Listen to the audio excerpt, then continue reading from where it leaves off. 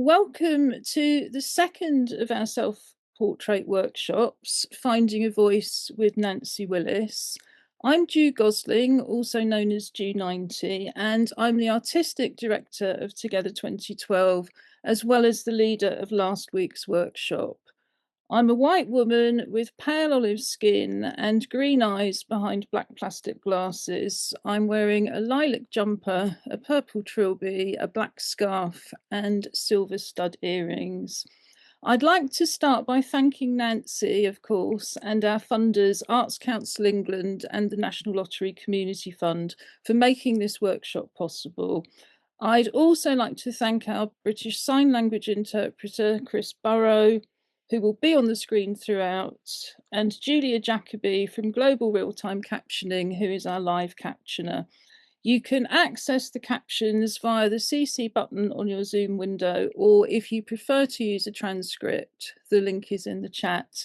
And now I'm going to come off the screen and hand over to Nancy. Welcome, Nancy. Hello to everybody. I've been told I need to start by describing myself, so I'm going to do my best.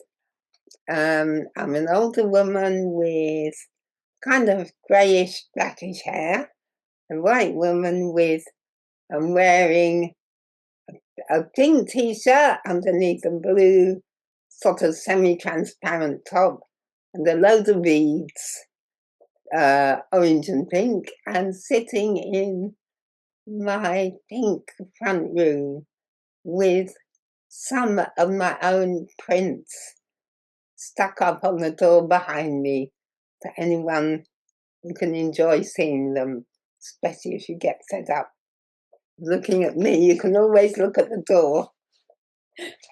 All right. The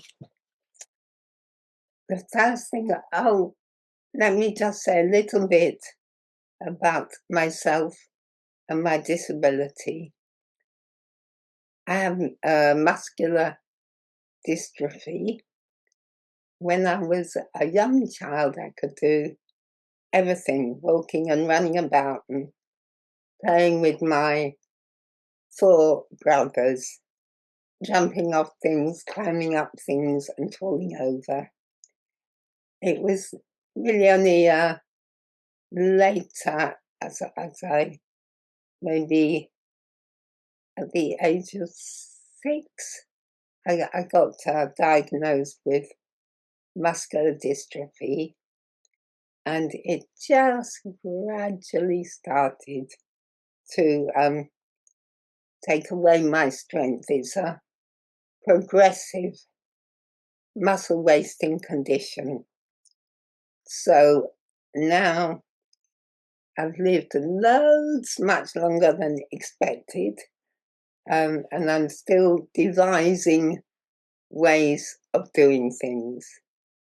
And now I'm going to take you on my journey into art school.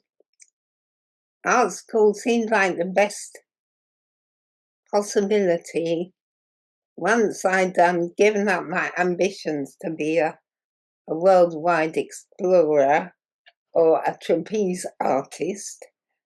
The practicality of life made me think that being an artist would be the best way forward. So I went to art school, and I'm just checking my notes that I'm in the right place. Yes, going to art school, it says. So I went to art school, and I learned a lot there. I loved it. It really was every bit of freedom that I dreamed of. It was a wonderful, wonderful 4 years. And I just drank up all the different techniques, and I love colour, and I love pottery, and I loved trying everything and talking for hours to the other students about stuff. But during that whole period, I didn't really know what my art was going to be about. I just wanted and needed to learn techniques and practice. And that's what I did. And I came out the other end and thought, well, what to do next? And I had a few years quietly working away on my own. And I want to show you my very first self-portraits. Here they come. Oh, I've got my friend Ilsa helping me here. So she's pressing the buttons. I hope you can see my self-portrait, which is in pencil and is absolutely just Nancy, aged about, I don't know, 25 or something, staring into a mirror. And you can't really smile for 2 weeks or however long it took me to draw it. So I look kind of serious. And there I am, just gazing at myself. That's number one. And number two is just the same thing, but as an oil painting. And I was just kind of practicing what I'd learned at college, how to look and how to draw, how to paint.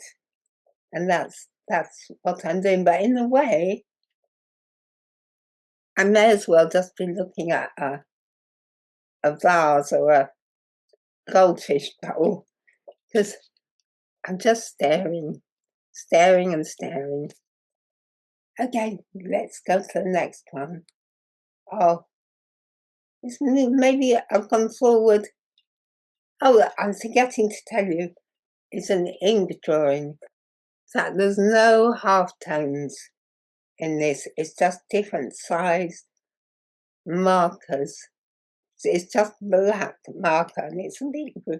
I look a bit grumpy, and I've got a kind of feminist, lesbian feminist type haircut look. I think in this drawing. Okay, let's go on. And oh, and there I am in a flyer for an exhibition which was with other artists with disabilities. This is 1983. Yeah, I won't say more about that now. I'll come back to it. Okay, have I got anything? Do you want to read that? Yes. I've got a little bit here that I wrote. I put it in quote marks, so I'll be reading it. Oh, shall I share the screen with them now? So they can look at me again. So that thing excuse me, I'm consulting my helper. That thing on the screen, can they see that? No, not anymore. Only me. Okay, would you shove it to the side a bit? Yep. Oh, here I am. So this is my first ever online presentation. I'm getting to grips with the technicalities. I'm going to read you a little bit. I just wrote some years ago, when I was at art school, I wanted and needed to learn about how to make art, but I had no idea what to make my art about. It was after some years of working quietly on my own that I realized I needed to make more personal work about my experience of being a disabled woman. I'm just reading that to make sure I don't miss it out. Okay. you want to talk before you move on? I'm just sorry, everyone. I'm pausing for thought. Oh, shall I see if anyone wants to chat anything? We haven't got any questions yet, but we have Love Feel Beads from Emma Long, who also says the work is really fabulous. Renee Wallen says, this is about the previous picture, your shading is wonderful. Your presentation is going brilliantly. I wouldn't have guessed it's your first time doing this. Alison Marchant says, very powerful, strong gaze at the viewer. So that's some of the feedback that's coming in. I should have said at the beginning, Nancy is very happy to answer questions as she goes. So if you'd just like to pop them into the chat, we'll be pausing regularly. And thank you for your encouragement to the people that have messaged. It all helps. All right, so that means I'm going to move on to my next section, which is really the meat of what this talk is about. So I've called it Finding a Voice. And I see that I've written another little quote for myself to read out. So it's only 3 lines. I'm going in. Okay. As a disabled child and young adult, it was very hard for me to have a positive feeling about myself and my body. At that time, there was no imagery of ourselves and our lives that a disabled person could identify with pride.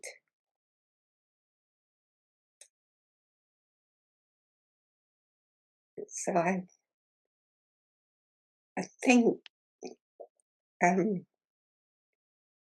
these next works I'm going to show you, unlike the first where I'm gazing at myself in a mirror, these next works I did to try and capture a sense of my own body in a completely non-medical way. Maybe I'll plunge in and show you the pictures. Oh, and I hope that I'll be able to show you an audio described little videos in a moment. Okay, I'm plunging in with number 1, which was my first ever attempt to draw myself, how I kind of thought and felt that I looked, and most of my body, and including the wheelchair, and the way that I sit and my special angles, and somehow another way of seeing that is not like looking on from the outside, but getting an internal sense of myself. I haven't told you what it looks like, sorry. It's mainly yellow, a yellow person. Oh, actually, the little video that I'm going to show in a second has got a beautiful audio description which features these pieces. So I won't talk to you with my own description. I'll let Joe McConnell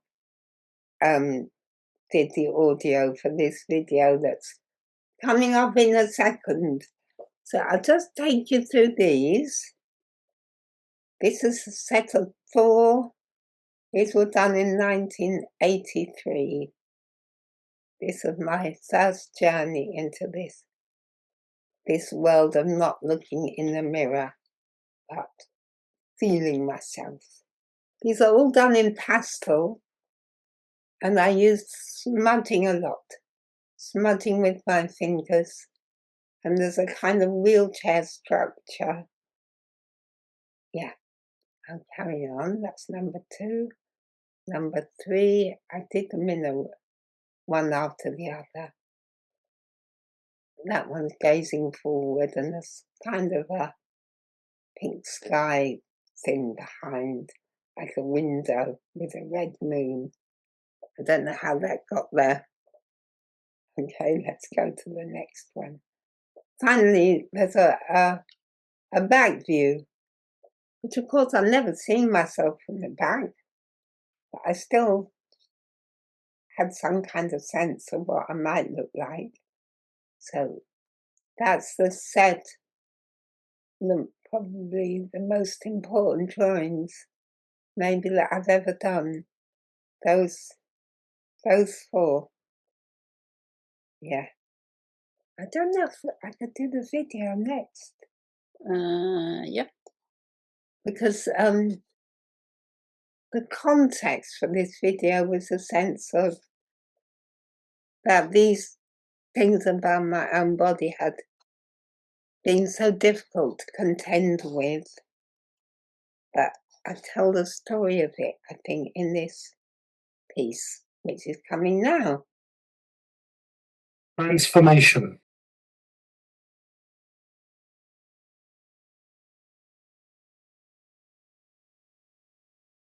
Bird sits in a chair.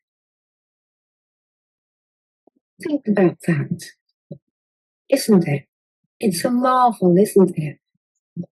These things, which for me have been so like somebody hanging great heavy lead weights over you, so you can't get up off the floor and move. She slowly fades as a gaunt, pale, angular figure emerges. Those very things, those lead weights, are the things that helped me make something that suddenly stood as an artwork. A darker, brooding figure overlays translucent, deep rose indigo. And that's like an amazing transformation of stuff that is so damaging, kind of threatens to be completely crushing, that can become transformed into something that has its own kind of beauty and place in the world.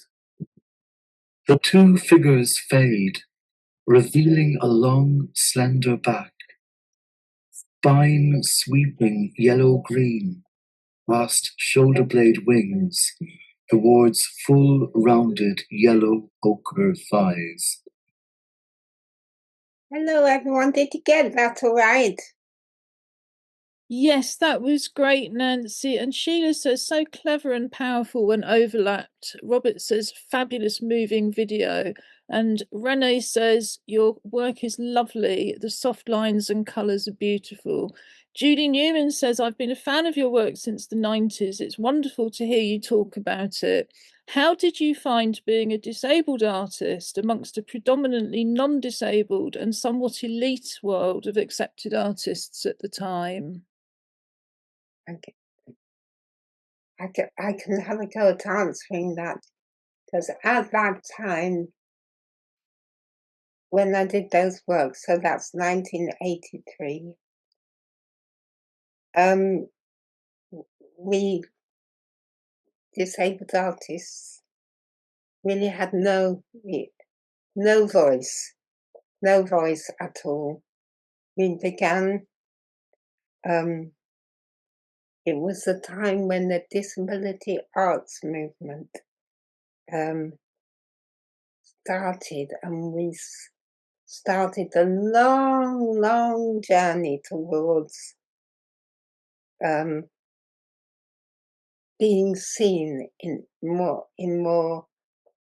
I can't even see say mainstream, I guess we started in places like libraries and day centres and I don't know, foyers. It was hard. It was hard to find a place. And in fact, I think if I consult my notes, I might know whether I'm coming on to talking about that. So hold on. Yeah. Okay, so did we show after transformation? I think we've got some I more can images. see I've got a few more images that will guide us towards the beginning of the disability arts movement. So let's click on from this. Okay. Again, this is a simple black and white image. It's actually an etching. And it's just, again, getting to grips with my own body and the wheelchair. And I seem to have to keep trying and retrying and retrying to see myself. Yeah, let me move on. Oh, I think I've got a few more images. Have I? Yeah. Section 3. And on a bit more. That's the second. By the way, these last two are both etchings. For anyone who knows about etching, it's a printmaking process. They're both black and white, but you can keep building up the etching plate. So I put a whole black background in behind now so that you can just see my figure as kind of white blobs against a black background. Yeah. I'm going to go on one or two more. This takes me to somewhere. Maybe I need to, excuse me, I'm just consulting with my assistant here, who's trying to keep me on track. So section 3. Here's section 3 here. The images 11 to 20. I've got myself. I think I've got myself back again. I'm going to talk. Maybe I should. Oh, I'll tell you about this image and then I'll screen share so you can see me again. This image I see is 1987 and it was a commissioned image for Grey Eye, the disabled theatre company. So by this stage, disability arts is struggling to get its head above the surface and be seen. And Grey Eye Theatre Company were forerunners in that. They were fantastic. So I was asked to do this image, which was so closely aligned. I just needed to use my own work and think it a bit further to make it right for the theme of the play, which was called a private view. And again, it featured a relationship between two women. As far as I remember, it was a long time ago. Okay, but as you can see, we're beginning to be seen. We're getting into the 80s. I don't know if I need to show you more images here. I'll talk to you for a bit, then we'll go back to images. Okay. So this really relates. So, excuse me. Could you move that so I can see myself? Move that to let's see. Make sure I still exist. Okay. And my own discoveries, which were, I think, made very much alone and in isolation, what I found through doing those early drawings is that there were other feelers going out from other disabled people and organisations struggling to find our place in the world in the same way. I think we were inspired by Black artists and liberation movements and the gay and lesbian and all those marginalised peoples were beginning to think, what are we doing hanging around on the edges? And somehow it was the right time for us disabled artists to try and make our voice heard. And I just remembered this morning, I had a vision of myself in a very smoky little flat near King's Cross, with a handful of other disabled artists, dreaming up what we were going to do to let ourselves be seen. I think we spent many hours drinking tea and smoking roll-ups and planning our revolution in that flat in King's Cross. And the first sort of coming out was in 1982, was exhibition funded by Lambeth Council, and it was at that time we called ourselves Artists with Disabilities.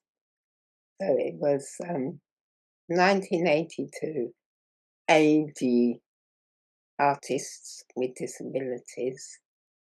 So that was the first of a series of exhibitions where we, I'm going to track back to let you know about that first exhibition, because I was the one organising it, and it was in the middle of winter. I remember driving out to all these day centres and care homes and searching under people's beds and in the backs of wardrobes for bits of art, and also bringing a more established disabled artist, bringing us all together into that first show. So like the hidden and the not so hidden disabled artists who brought together. Yeah.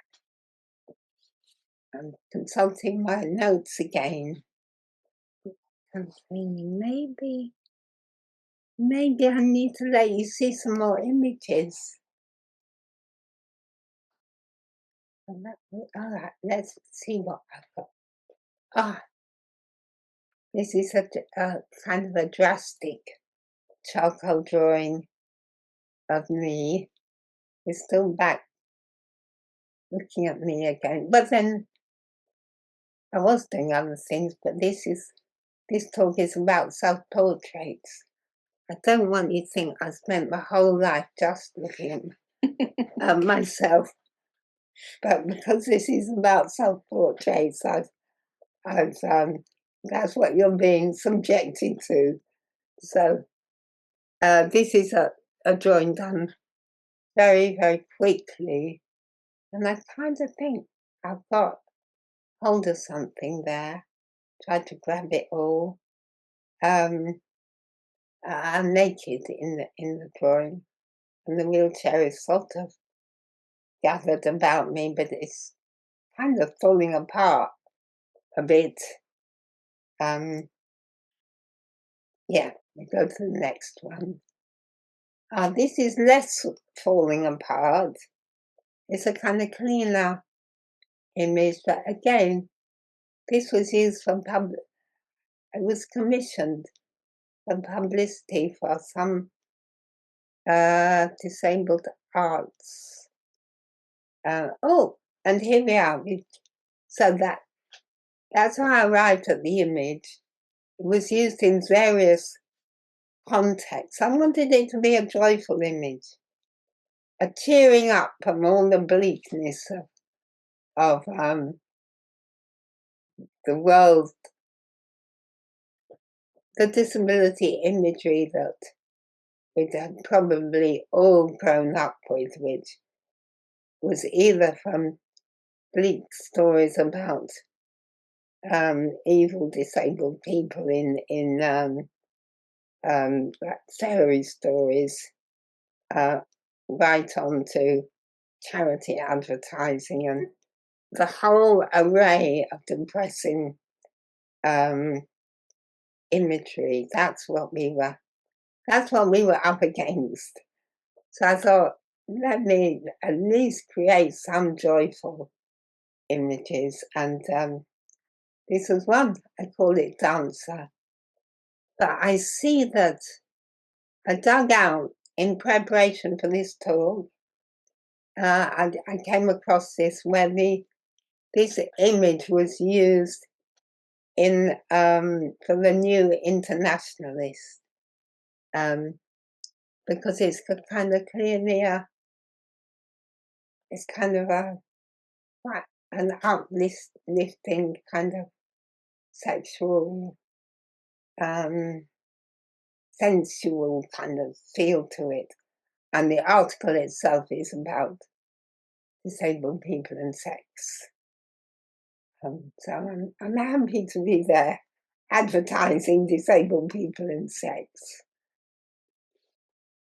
Okay.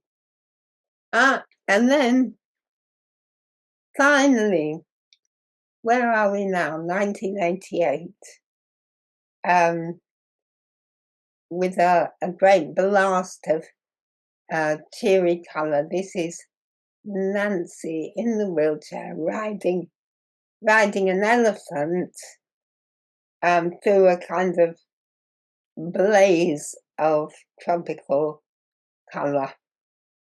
And I just was struck. I had seen an exhibition at the Whitechapel Art Gallery of, it was called Woven Air, and it was about beautiful fabrics from India, and the imagery was just too gorgeous for words. And I thought, well, an elephant could probably bear the weight of a person in a wheelchair.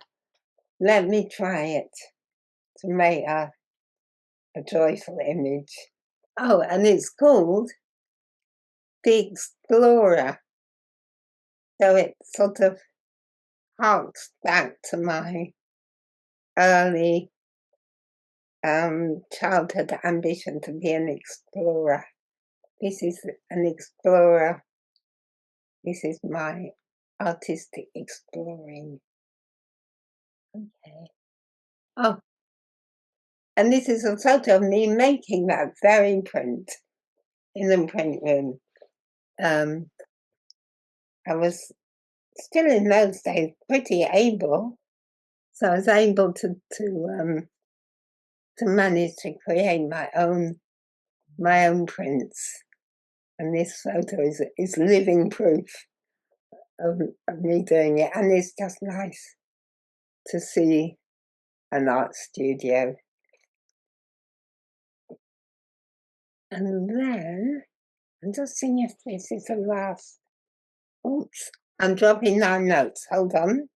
No, we've still got quite a few images in this section. Phew. Okay.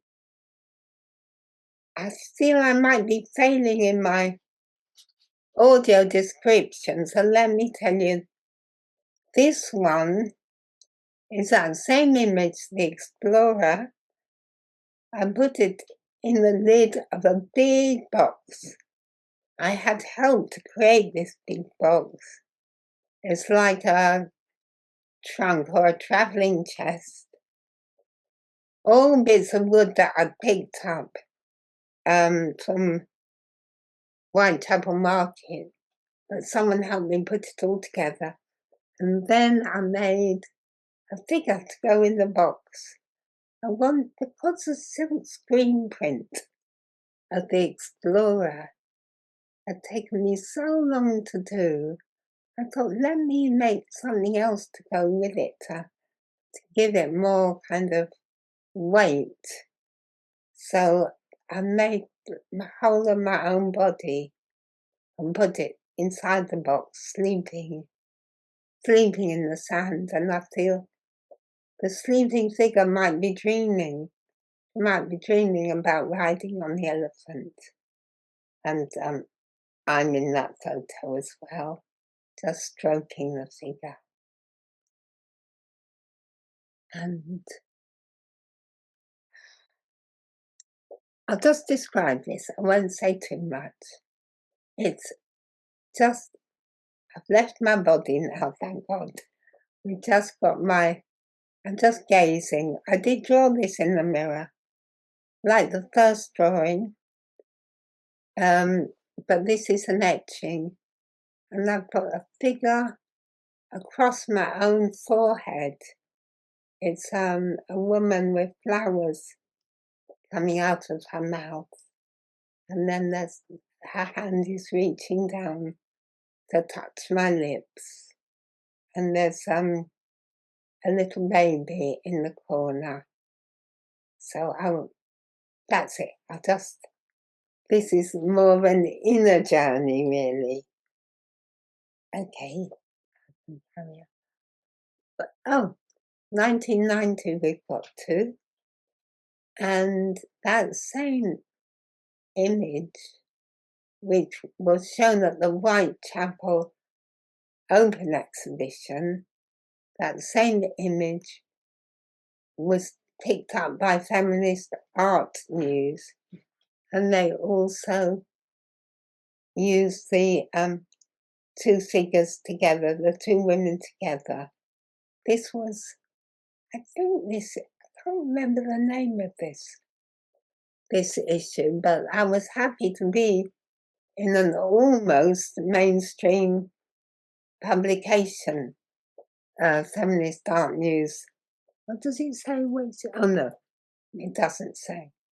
But it was one step beyond, including and beyond the disability arts world, like a foot in the feminist world, which was a good place to have my thoughts.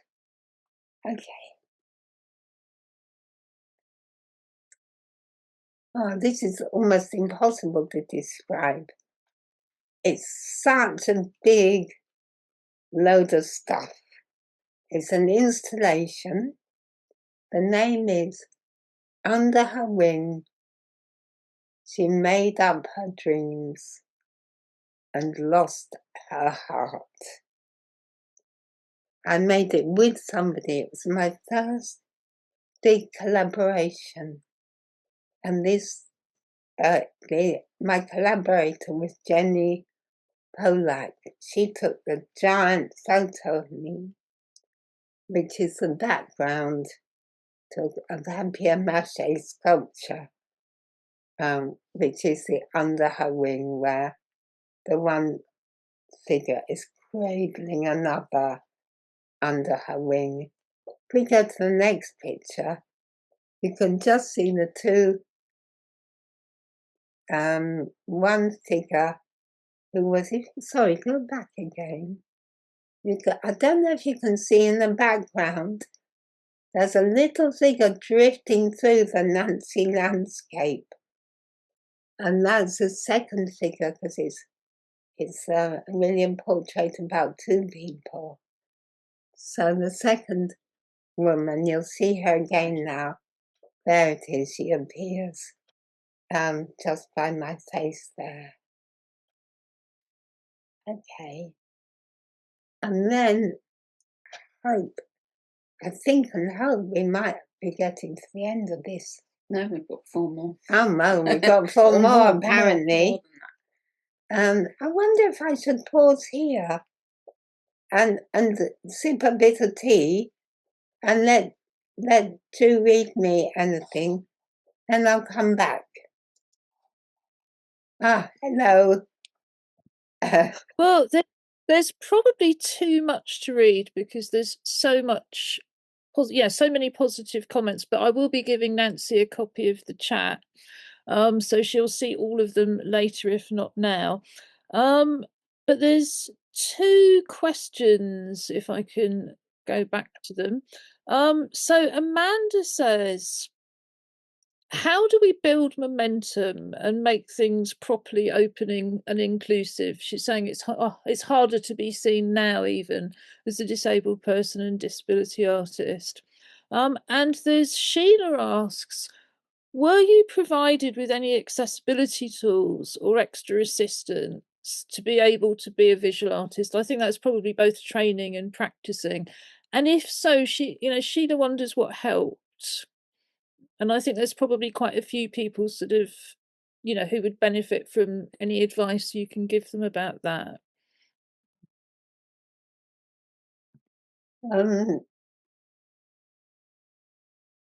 I'll try to get the main juice out of those questions. Regarding help, at that time there really was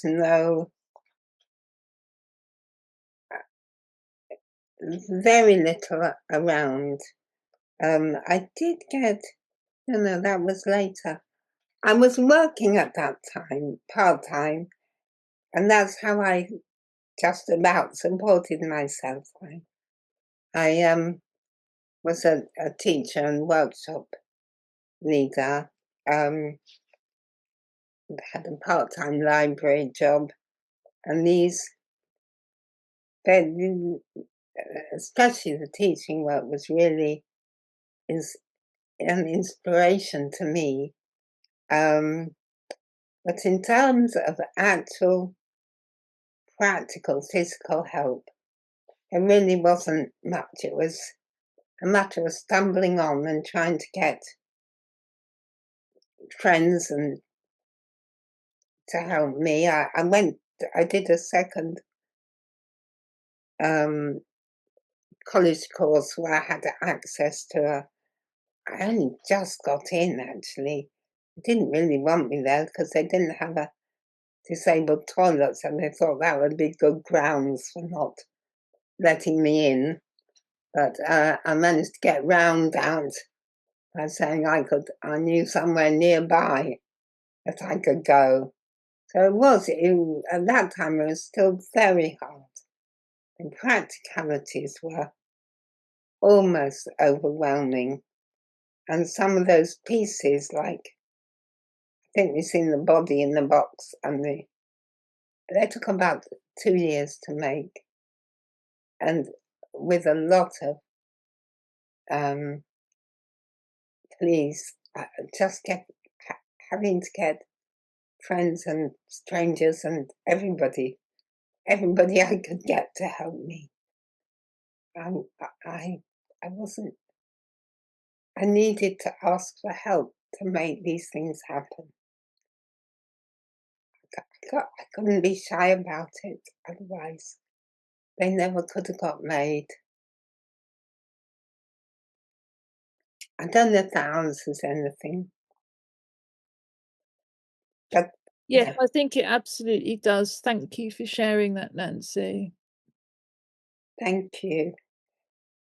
Shall I subject you to more pictures? Oh my goodness, I don't want time to run out. So I'll race through some more pictures.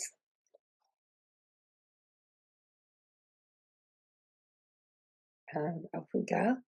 So we're looking at photographs now, also made with my collaborator Jenny Polak, and it was at the time, it was the very year of the Disability Discrimination Act 1995, which you might know it was the Act tried to get through Parliament 13 times before it finally got its way through to become law.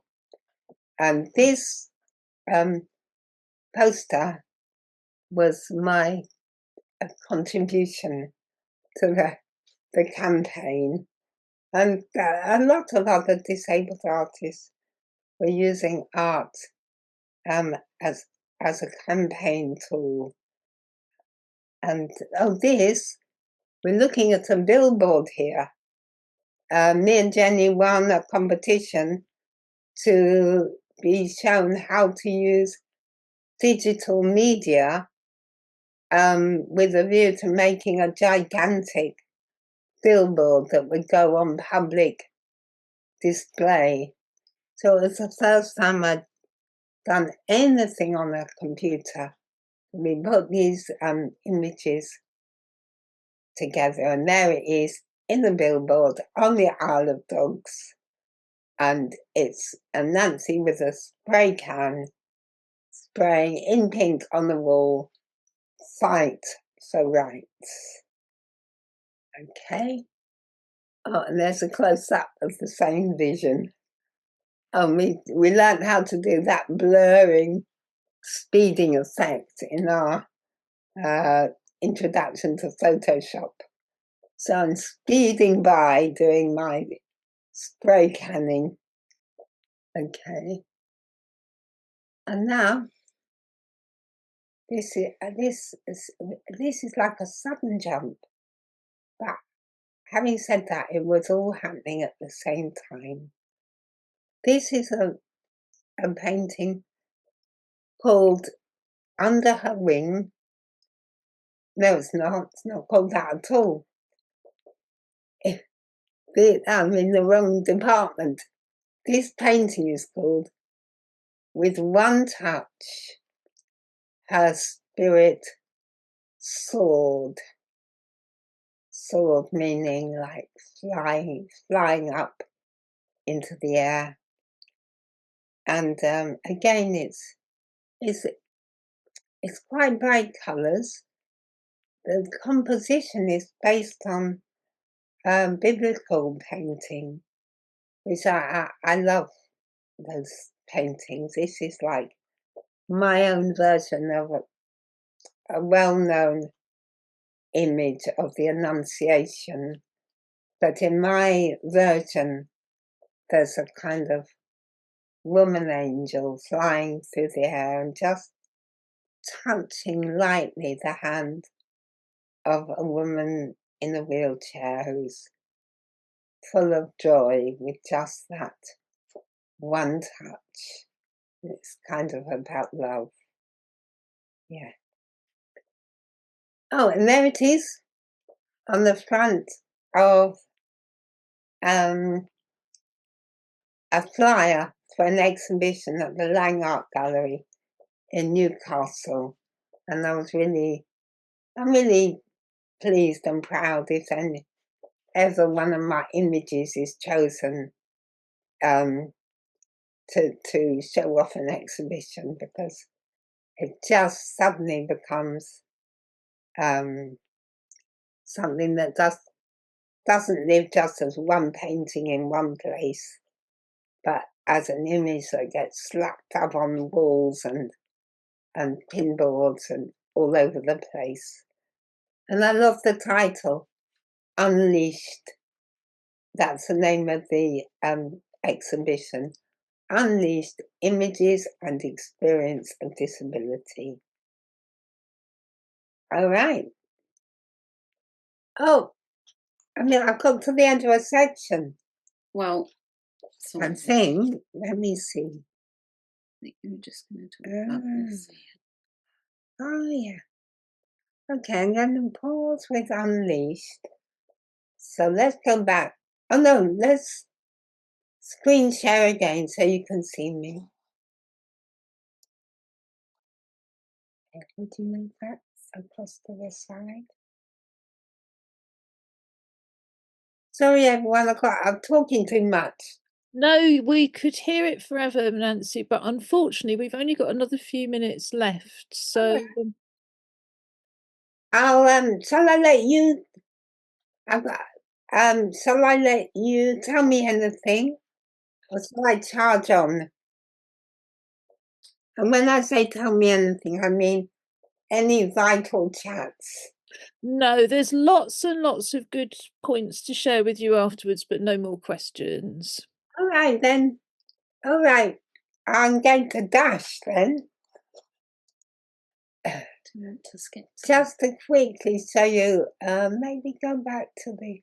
Oh, do you want go to back. skip and do this section then? No, I want to just do the quick.